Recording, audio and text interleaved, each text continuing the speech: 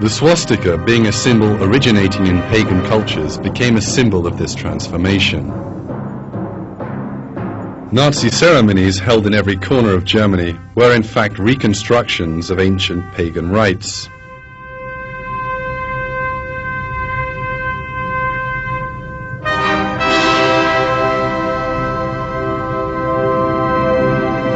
As mentioned before, the theory of evolution itself was a heritage from pagan cultures.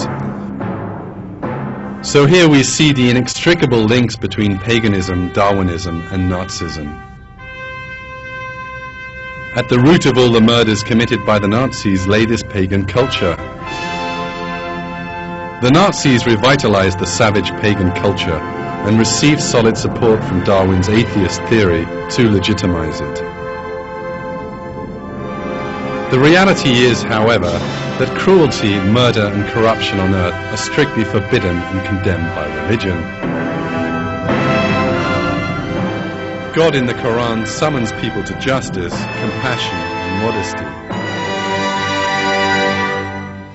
Cruelty and arrogance are cursed. As God says in one of his verses, God does not love corruption.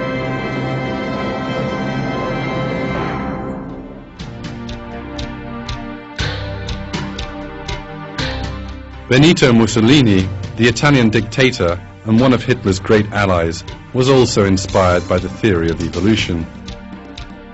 In his youth, he wrote articles which portrayed Darwin as the greatest scientist ever.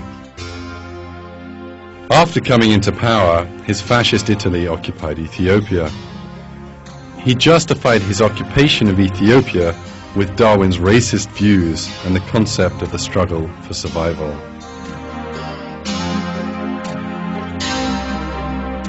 According to Mussolini, Ethiopians were inferior because they were of the black race, and being governed by a superior race like the Italians should have been a natural consequence of evolution.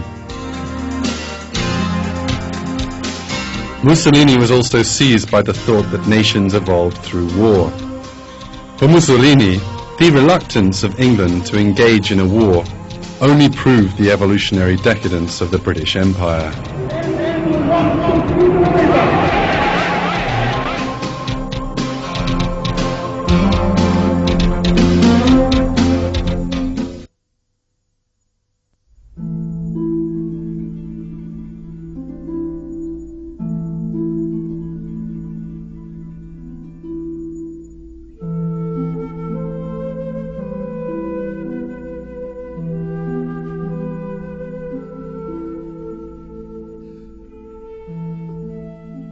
Eventually, the Nazi Empire lost the Second World War and went down in history as having murdered millions of innocent people.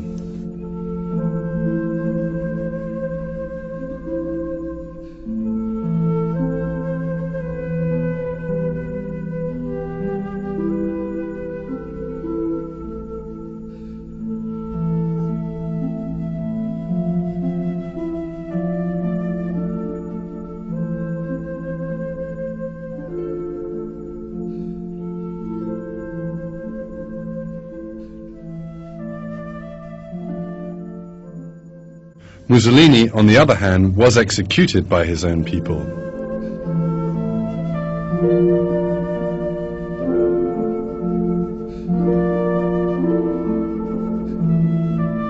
Yet still, Darwinist thought, which provided the foundation for Nazi ideology, has persisted.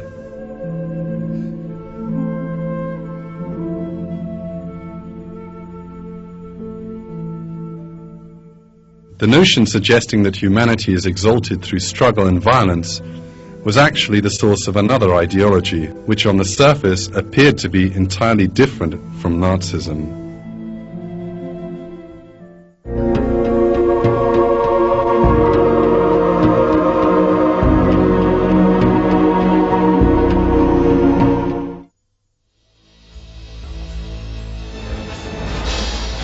Materialist philosophy, which was born in ancient Greece, enjoyed a victory in the 19th century.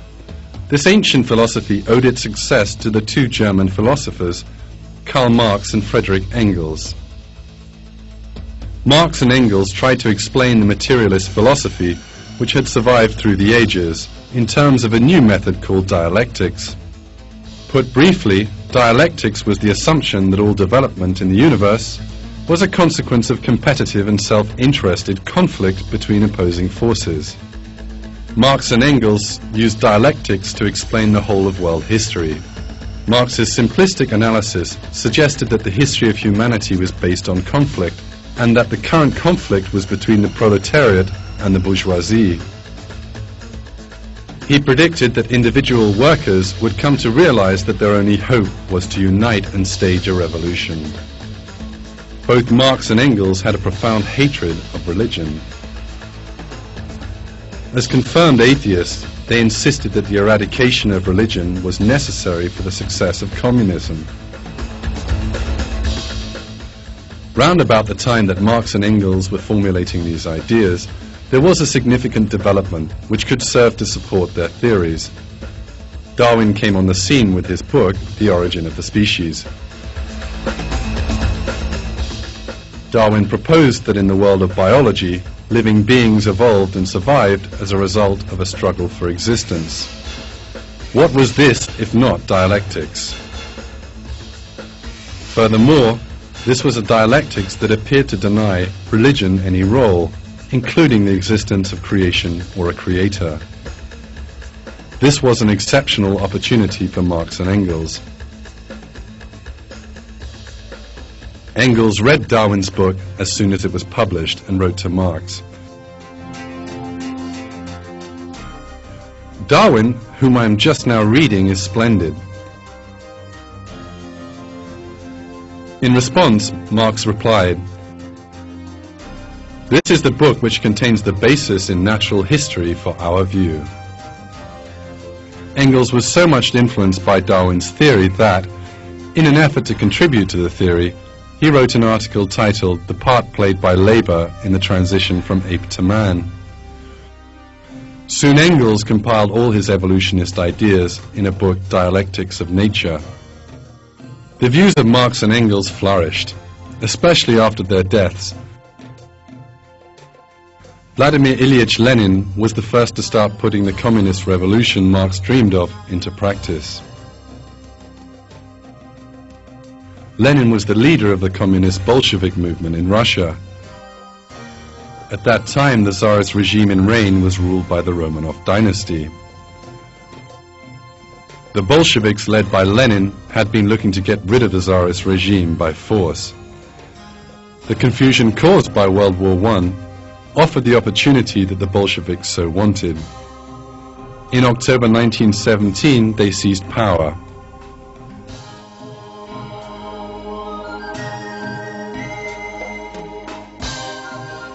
After the revolution, Russia became the scene of a bloody civil war between the communists and the adherents of the Tsar.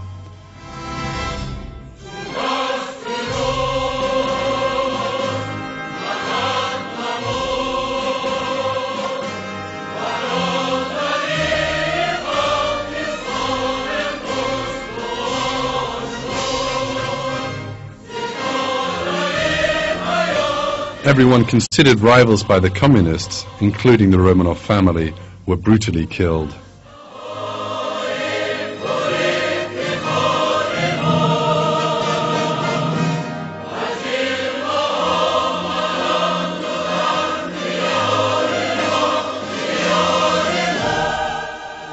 Like his mentors Marx and Engels, Lenin was also a fervent evolutionist and frequently stressed that Darwin's theory was the basis of the dialectic materialist philosophy he advocated.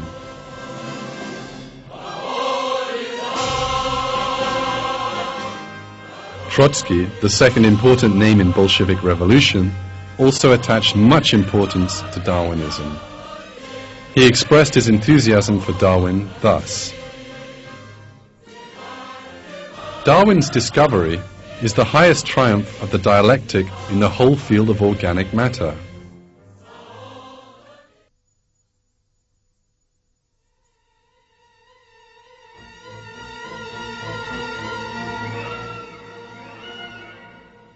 Joseph Stalin, one of the cruelest communist dictators, succeeded Lenin in 1924.